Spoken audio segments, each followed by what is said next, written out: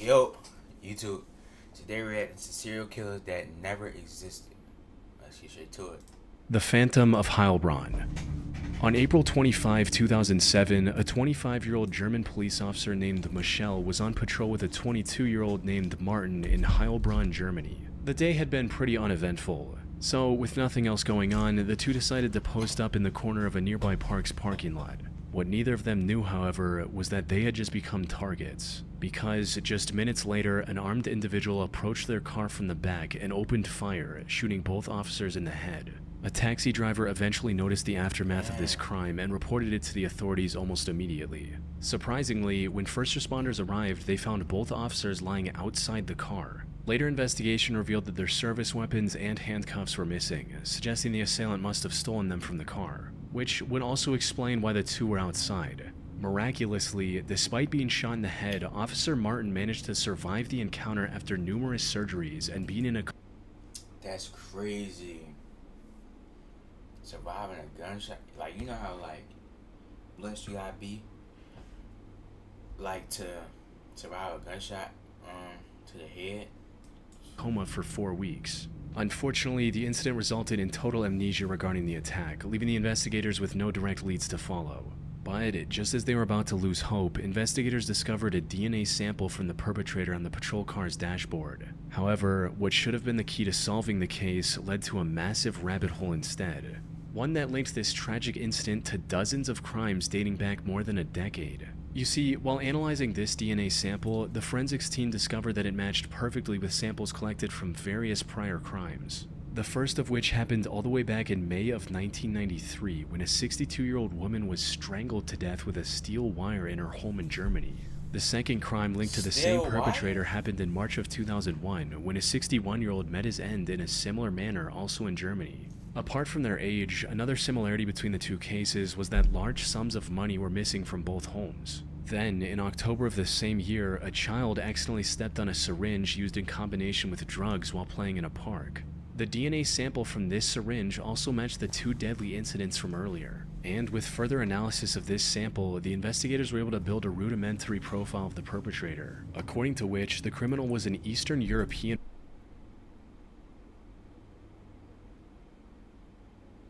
Yo, bro, no lie, she looks scary. Bro, oh my god, bro. She looks so scary, bro. Like, I'm not gonna lie. Like, you just know she crazy, bro. Why she look so scary? Woman who robbed the elderly to fuel her addiction. This connection became more concrete as investigators analyzed samples from hundreds of other unsolved crimes since 2001 and found matches from over 20 burglaries and thefts of cars and motorbikes. Some of these crimes even extended beyond Germany, like when a group of Vietnamese precious gemstone traders were attacked by a gang of robbers in France in 2004, as well as a burglary at an optometrist store in Upper Austria in March 2007. However, what made all of these cases strange was that, aside from the DNA sample, the perpetrator left no clues at the scene. She wasn't caught on any CCTV cameras, and there weren't any... Did they say still wire? Yeah. Witnesses either, earning her the nickname of the Woman Without a Face. 4 men were even arrested for the robbery in France, but none of them gave any description of this woman either. So, despite linking all these incidents, the investigators were no closer to solving the case of Officer Michel. Unfortunately, the attack on Officers Michel and Martin was only the prelude to even worse crimes. Something that became apparent in January 2008 when police discovered the remains of 3 men floating in a local body of water. 2 of the men had gunshot wounds to the head, and the third had been strangled, which were the 2 methods used by the mysterious woman in previous incidents. These men had come to Germany to buy a used car, and they were likely attacked and robbed after making the purchase. By this point, it was clear. The police in Germany, France, and Austria were dealing with an elusive serial killer and robber who is now being called the Phantom of Heilbronn.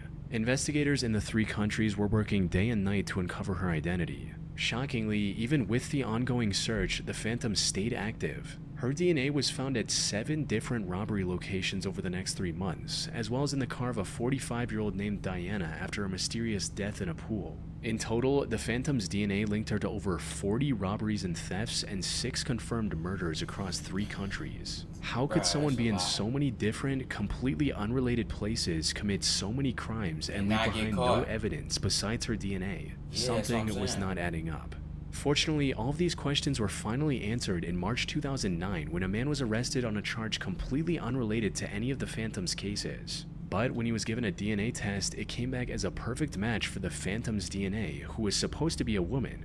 This breakthrough allowed investigators to uncover the only logical reason why the Phantom's DNA was found on so many different crime scenes: contamination. Sure enough, when they ran DNA tests on some of the unused cotton swabs investigators used to gather samples, they had traces of her DNA as well. Following this lead, investigators were able to track down the source, a female worker at the factory where these swabs were packaged, who, after some digging, was cleared of all the crimes linked to her DNA. As it turned out, investigators had been using cotton swabs that were never meant to be used for forensic analysis in the first place. And while this embarrassing revelation was somewhat amusing, it didn't change the fact that dozens of victims were denied justice while the police chased a phantom killer who never existed. That's like, she was moving tech. This is an 11-page report with a staggering amount of information that data brokers can collect about you and sell for a profit. Is this an ad? I truly think if you are the data researchers that are raising your 19-year-old, the Manchester Pusher. Sovik Paul was a 19-year-old college student from India. He traveled to the UK in 2012 to pursue an art degree at Manchester Metropolitan University, and it didn't take long for him to build a close circle of friends. He was with these friends when he visited the Warehouse Project nightclub on New Year's Eve of the same year. Unfortunately, the group got separated at around 11 p.m. when one of the friends received a text from Sovik stating that he had been kicked out of the club. But when this friend tried to contact him back a few minutes later, Sovik did not respond. He also didn't return home that night, prompting his flatmate to file a missing person report around 5:30 a.m. Sovik was last seen standing outside the club for only a minute before walking away. But despite this CCTV footage giving a clue about the direction he went, Sovik was unfortunately nowhere to be found. The breakthrough in his search came on January 22nd when a team of divers discovered his body in the Bridgewater Canal near Old Trafford Stadium. After some more investigation, Sovik's death was ruled an accident. Put simply, he fell into the canal, was immobilized by the freezing water, and drowned before anyone could notice and help.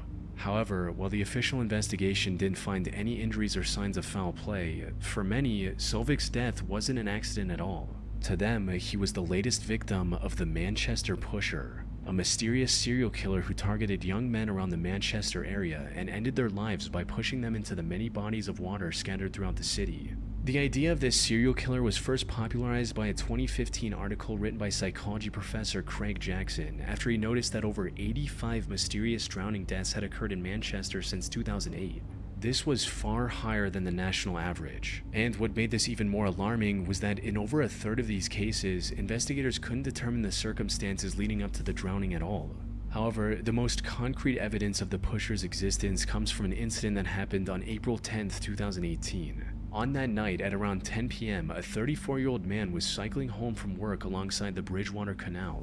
This was a part of his daily routine, and he had traveled this exact route countless times before, so he wasn't paying much attention to his surroundings, a mistake that nearly cost him his life. A man suddenly emerged from the shadows and swung his arm at the cyclist, striking his neck and causing him to fall into the canal. Fortunately, the water wasn't cold enough to immediately incapacitate the cyclist, so he quickly swam back to the canal's edge. But the man who pushed him in was still there, and as soon as the cyclist tried to get out, the man kicked his hand, sending him back into the water. Luckily, an unrelated ambulance happened to drive by the canal at that time, frightening the man and causing him to flee the scene. After minutes of struggling, the cyclist eventually managed to get himself out of the canal and back to safety. He later shared his story on Facebook, further fueling the pusher narrative. The Manchester police, however, have dismissed this theory at every That's crazy how the ambulance is around when he about to drown.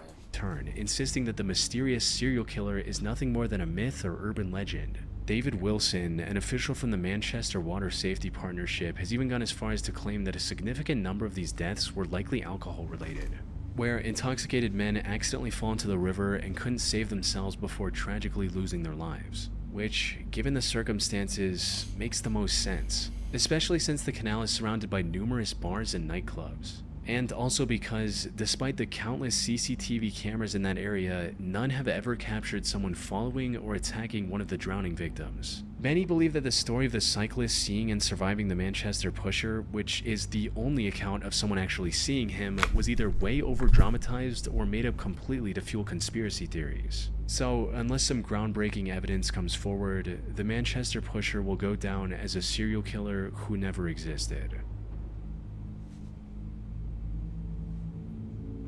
Salish Sea Killer.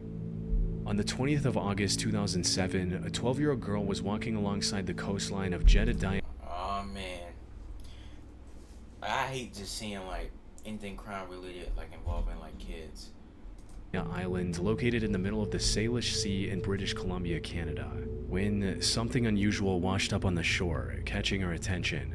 A closer look revealed that it was a size 12 running shoe that looked almost new. Curious, she picked it up to examine it further, but it felt unusually heavy. The reason for which became clear as soon as she looked inside. There was a nearly intact, severed human foot still in it. Now, a discovery like this was unsettling enough on its own. What made it far more disturbing, however, was that it wouldn't be the last. Just 6 days later, a couple was out hiking on the coast of Gabriola Island, 31 miles or 50 kilometers south of Jedediah Island, when they discovered another running shoe with a foot inside. An important thing to note here is that He's just out here cutting people's foots off and leaving it in a sneaker.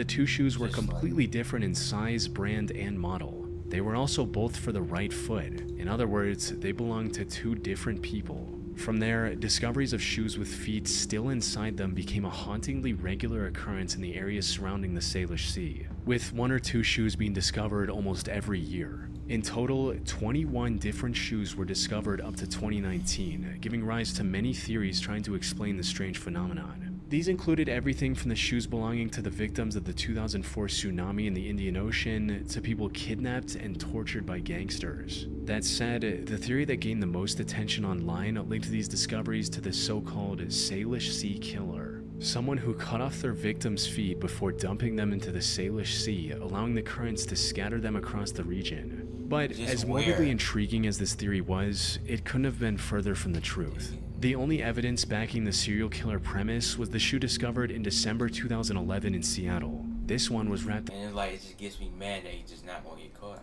in a plastic bag and had the lower leg still attached to it. However, given the bag and the attached leg, it was likely an attempt to hide the evidence of an unrelated murder and had nothing to do with the other shoes discovered around the Salish Sea. More importantly, DNA testing on the discovered feet allowed investigators to uncover the true origins of the mysterious shoes. And what they found was a lot more mundane, yet equally tragic. Put simply, the vast majority of the discovered feet belonged to people who fell into the Salish Sea and drowned, whether by accident or on purpose. One of the discovered remains even belonged to a fisherman who went missing all the way back in 1987. As for why the feet were severed from the rest of the body, the explanation is actually quite straightforward. Marine animals likely ate the remains of the deceased, while the shoes kept the feet specifically protected. Once they were detached from the rest of the body, the buoyancy of the running shoes made it easier for the currents to carry them to the shore. And while these discoveries spiked between 2007 and 2019, there are still some being found to this day, with the most recent case emerging in July of 2023,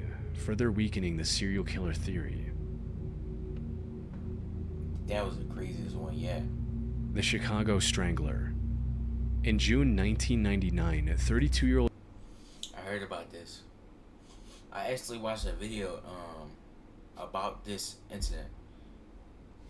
Like, the man that was doing that is like, I don't know, bro. Just the devil game. He was really going around strangling. I heard he got like hundreds of bodies just strangling just girls. He would only target girls and strangle girls. If this the right one, like if this is the same one, I think this is the same one if I'm not mistaken. But this was crazy. Angela Ford left her home in Chicago to pick up her children's report cards from their school. Before leaving, she reassured her children that it was a short trip and that she'd be back in less than 30 minutes. But she never returned. Her husband filed a missing person report that same evening. Unfortunately, Angela wouldn't be found for another week until June 14th. Investigators found her barely alive in an abandoned building just 2 miles from her home. She had been strangled and suffered multiple other injuries. Sadly, while she was still breathing, she had fallen into a deep coma. And after remaining in that state for over a year and a half, Angela passed away on January 4th, 2001. Worst of all, what? She had fallen into a deep coma, and after remaining in that state for over a year and a half, she was in a coma for a year and a half? Angela passed away on January 4th, 2001. Worst of all, the person who did this to her was never identified. Though, over time, Angela would be recognized as the first victim of a supposed serial killer known as the Chicago Strangler. Yep. The existence of this alleged serial killer just evil. He would only target, like, women. Was first brought to light by investigative journalist Thomas Hargrove in 2018. Thomas is the founder of a non-profit called Murder Accountability Project. This organization gathers crime data from around the US and then uses a custom algorithm to find links and connections between these crimes based on factors like location, method, victim's profile, and much more. In 2014, Thomas's algorithm even helped the police tie several horrific crimes to a single suspect, eventually resulting in the arrest of Darren Dion Van, a serial killer who later confessed to ending the lives of 7 different women, though the actual number could be as high as 18. Put simply, Thomas's organization and algorithm are proven to be effective at solving real cases, which is why it drew a lot of attention in 2018 when he proposed the existence of the Chicago Strangler. According to Thomas's report, the Chicago Strangler is believed to have claimed the lives of as many as 51 women, beginning with Angela Ford in 2001. And at first glance, bro, you know how evil you gotta be? Bro, do you know how lucky you gotta be to strangle 51 women and your DNA not at least be on one of them? That's like out of this world, like luck right there, bro. Like, that's crazy. Like, 51 women.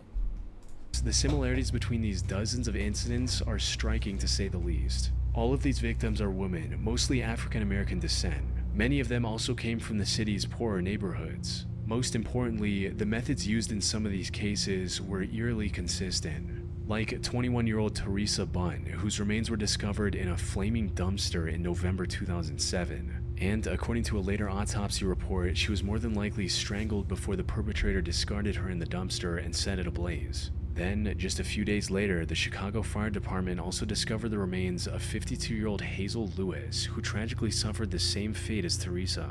Those are just two of multiple examples where the victims took their last breaths under similar circumstances. Thus, the conclusion that they were all committed by the same person or group, the Chicago Strangler. However, not everyone agrees with this assessment. Critics of the serial killer theory argue that while the number of victims at 51 seems absurdly high at first, it averages out to about 3 per year, which, given Chicago's population of over 2.6 million, is sadly not out of the ordinary. However, the strongest opposition to the idea of the Chicago Strangler comes from Chicago's own police department, with a spokesperson stating, "There is absolutely no information to suggest that this is the work of a serial killer." The city's chief of detectives, Melissa Staples, also mentioned that they've taken DNA samples from many of the incidents attributed to the Chicago Strangler. But even after thorough testing, they did not find any correlation between the samples, suggesting each crime was committed by a different person. Whether or not the Chicago Strangler is a real person is still debated to this day. But given all the evidence, the most likely explanation is they never existed, and all the murders committed were isolated and unrelated tragedies. Oh, that's crazy. On March...